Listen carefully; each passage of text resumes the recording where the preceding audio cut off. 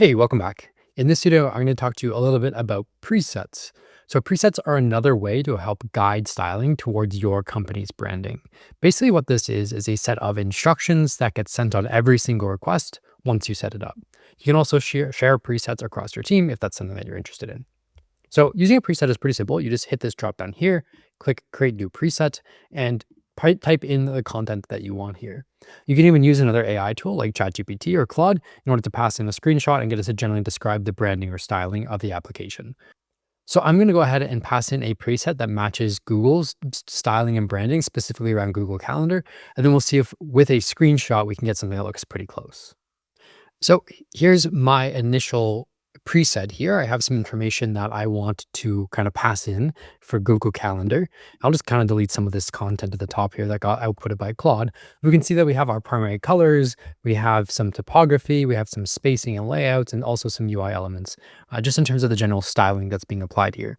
So we'll call this one Google Calendar. And we can also select different code frameworks if we want to. If this doesn't mean anything to you, you can leave it on the default. One thing that I like to use sometimes is Shadcyan UI, but I always leave it on Tailwind. As you can see, it's the only option, but Tailwind is a great choice anyway.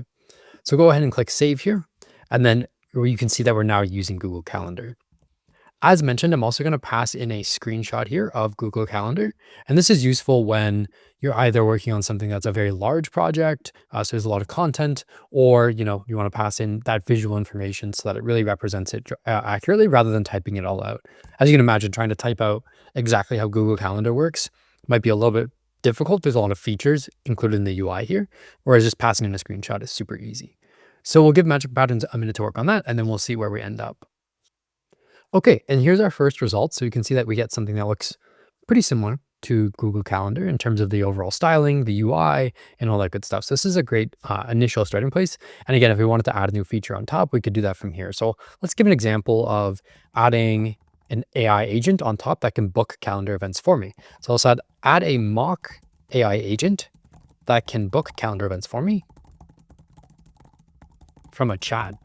And we'll make sure that it understands that this is all going to be kind of fake data or mocked. So mock the interactions so that it feels real. This is a great strategy you can take rather than actually integrating with, LLM through an API, which might be a bit more complicated. You can just mock up the experience. So it feels like someone's interacting with an AI, but it's actually kind of a fixed set of experiences that are built into the prototype.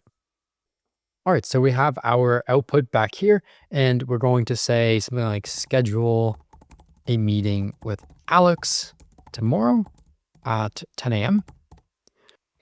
Now, there's a couple of things we could do to clean this up, but this is probably long enough for this video. So in the next video, I'll show you how to kind of clean up these designs a little bit more and some other tools and techniques that we can use for improving our prompts. So when you're ready, I'll see you there.